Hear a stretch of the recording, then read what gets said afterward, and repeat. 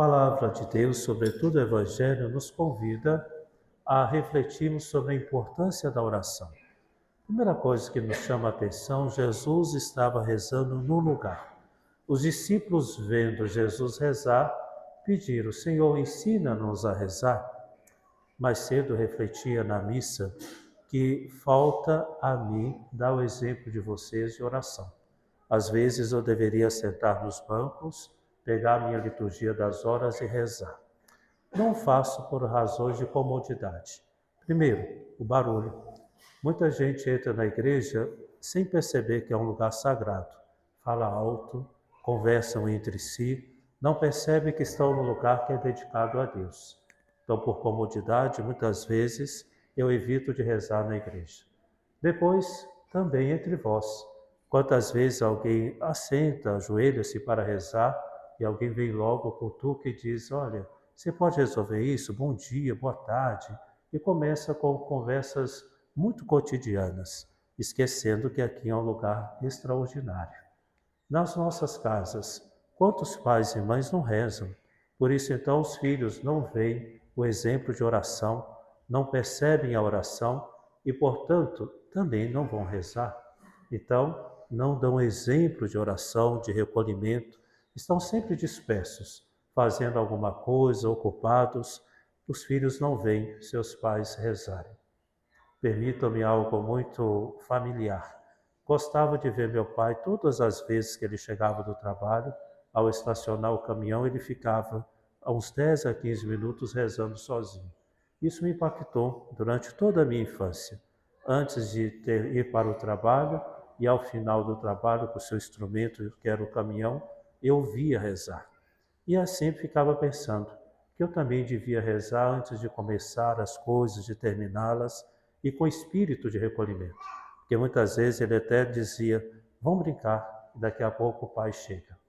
Nós precisamos dar exemplo de oração, de recolhimento, para que, quem sabe, as pessoas nos vendo pensem: aqui está uma comunidade orante, aqui estão pessoas que sabem dialogar com Deus, há pessoas que estão próximas de Deus.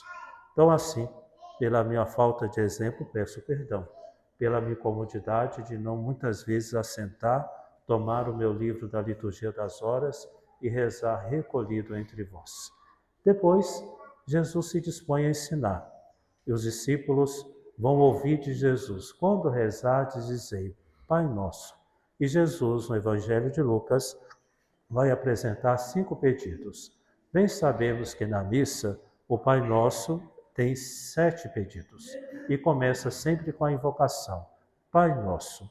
Jesus, então, está nos convidando que para rezar é preciso estar em intimidade com Deus. É isso que os discípulos também perceberam. A oração de Jesus era diferente, porque ele falava com alguém, estava próximo de alguém. E os discípulos perguntavam-se: como é que Jesus reza? Então, por isso que nós devemos entender assim, que a oração me coloca em comunhão com Deus. E é importante que Jesus começa dizendo, como primeira invocação, Pai. Ele não vai dizer Deus. Aliás, cuidemos, porque há muitos entre nós, se perguntarmos quem é Deus, vai dizer que é um espírito de luz, que é uma força, é uma energia. Não são respostas católicas, muito menos cristãs. Deus é Pai, é uma pessoa. Então, quando rezamos, nós estamos relacionando com uma pessoa. Imagine vocês chegarmos na casa de alguém e a pessoa apresentar dizendo: esse aqui é meu pai, pode chamar ele de pai. É isso que Jesus está dizendo: meu pai, chame ele de pai.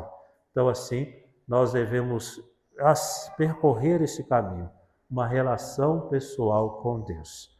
Uma outra coisa, é preciso aprender a rezar. Às vezes a gente acha que é espontâneo. Quando a gente pensa em rezar de forma espontânea, rapidamente ficamos entediados. Sabe por quê? Começamos a falar da gente mesmo. Falamos e depois a gente se cansa.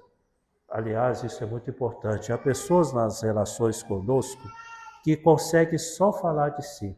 Logo, logo a gente fica entediado. A pessoa não entra em outros assuntos, não tem cultura para isso, não tem vida interior. então ela fica rodando nela mesma. E às vezes a gente não suporta. Assim também a gente faz na nossa vida de oração. A gente começa a falar de nós mesmos. Outra coisa que causa tédio, quando a gente resolve rezar, repetindo as orações incansavelmente. Empilhamos ao lado do nosso criado mudo os livros de orações e rezamos e vamos tirando o livro, colocando livros. Do mesmo modo, é como se a gente não desse espaço para que Deus também nos falasse. E é importante, então, que a gente descubra modos de rezar. E para isso, catequese.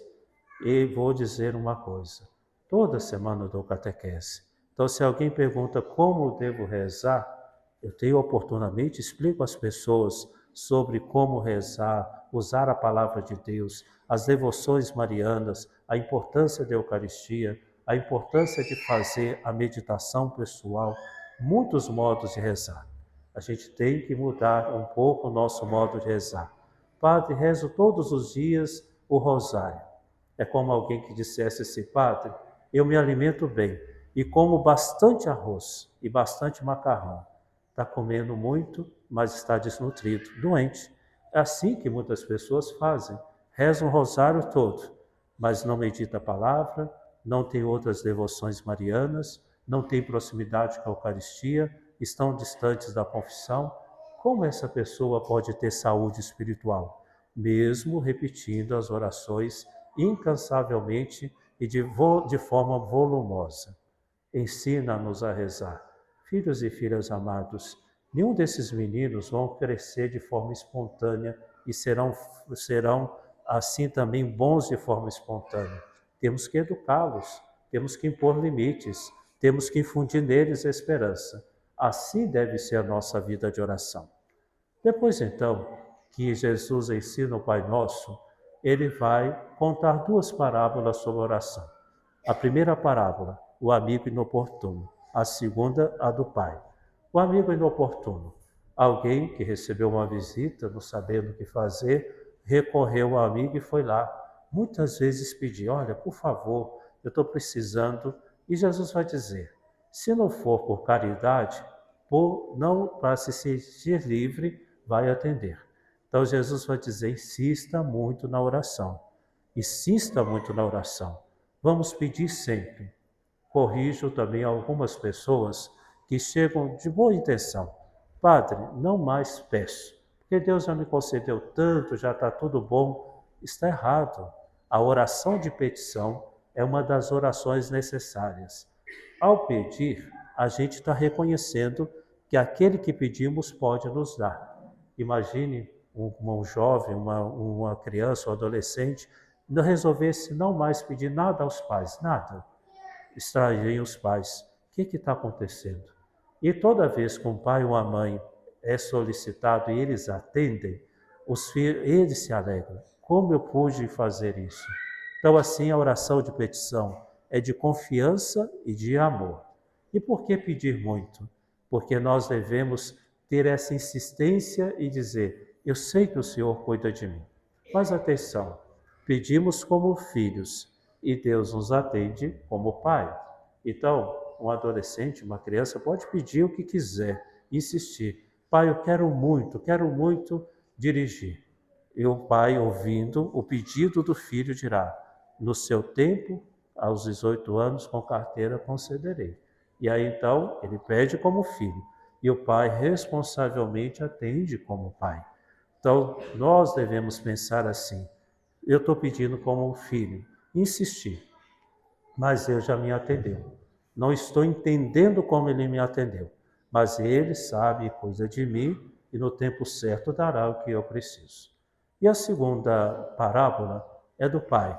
Pode um pai, o filho, pedir um pão, dar uma serpente? De modo algum.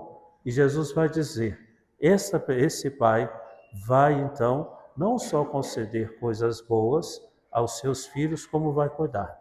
Se vós que sois maus, no sentido que somos limitados, damos coisas boas a quem amamos, imagine o Pai do céu. Ele nos dá o Espírito Santo, que é o maior dom, aliás, na Crisma. Recebe o Espírito Santo, o dom de Deus.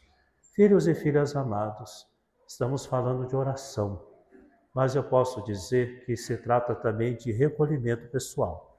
Quem vive só fora de si não consegue transmitir certos valores, não consegue ter profundidade para que ajudar as outras pessoas.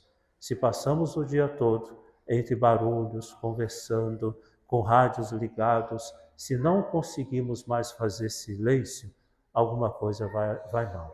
E atenção, silenciar não se trata só de desligar os rádios, TV ou o celular, mas é também deixar de lado certas coisas, porque também ver coisas é um modo de quebrar o silêncio. Vamos pedir então a Nossa Senhora, ela é mãe orante. Nossa Senhora soube se recolher. Elas têm vivido e têm vida interior. Por isso então, ela pode cuidar de nós e nos ensinar. E a bem-aventurada Virgem Maria, Senhora da oração e do silêncio, interceda por nós.